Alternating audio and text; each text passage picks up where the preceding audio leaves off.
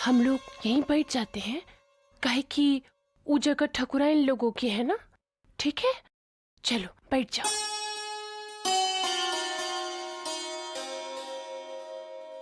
अब आप लोग अक्षत, पुष्प और फल ले लीजिए।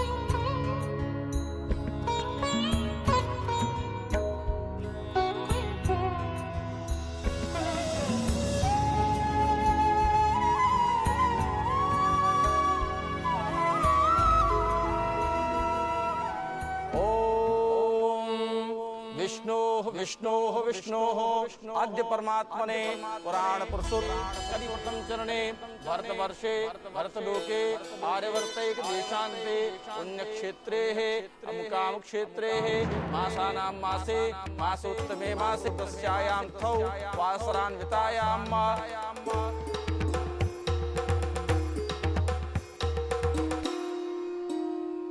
अक्षत, पुष्प, फल सब भगवान के पास अर्पित कीजिए।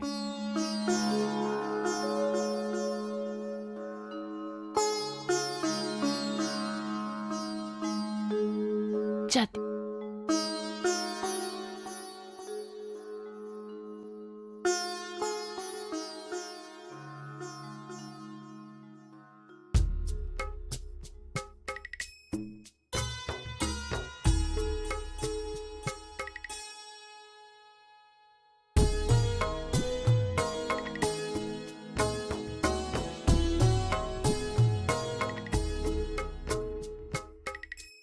अब आप लोग ध्यान पूर्वक वट सावित्री की कथा को श्रवण कीजिए।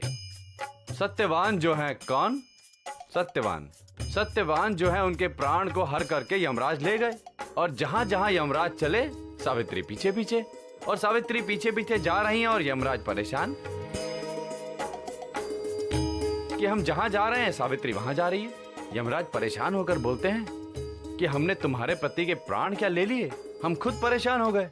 यमराज कहने लगे तुम एक काम करो सावित्री, तुम्हारे पति के प्राण मैंने लिए हैं, तो इसके बदले में कोई भी 3 वरदान मांग लो। सावित्री ने कहा आपने कहा तो मान लेते हैं। पहला वर मांगा कि सबसे पहले तो हमारे जो सास ससुर हैं उनके नेत्रों की ज्योति वापस आ जाए, और दूसरा वरदान मांगा कि हमारा जो राजमहल चला गया है वो वापस मिल जाए। फिर तीसरा उन्होंने वरदान मांगा। तीसरे वरदान में सावित्री ने कहा कि यमराज जी, यदि आप मुझे तीसरा वरदान देना चाहते हैं तो मुझे 100 पुत्रों की मां बनने का वरदान दे दीजिए। यमराज ने कहा तथास्तु। कह तो दिए, फंस गए। फंस इसलिए गए क्योंकि जब तक उनके पति नहीं होंगे तो 100 पुत्र आएंगे कहां से, और यमराज को विवश होकर के सत्यवान के प्राण वापस करने पड़े। इस प्रकार से जो भी सौभाग्यवती स्त्रियां वट सावित्री के व्रत को करती हैं उन्हें सौभाग्य की प्राप्ति होती है। किंतु ध्यान रहे, इस व्रत का संकल्प लेने के बाद इसे तोड़ा नहीं जाता।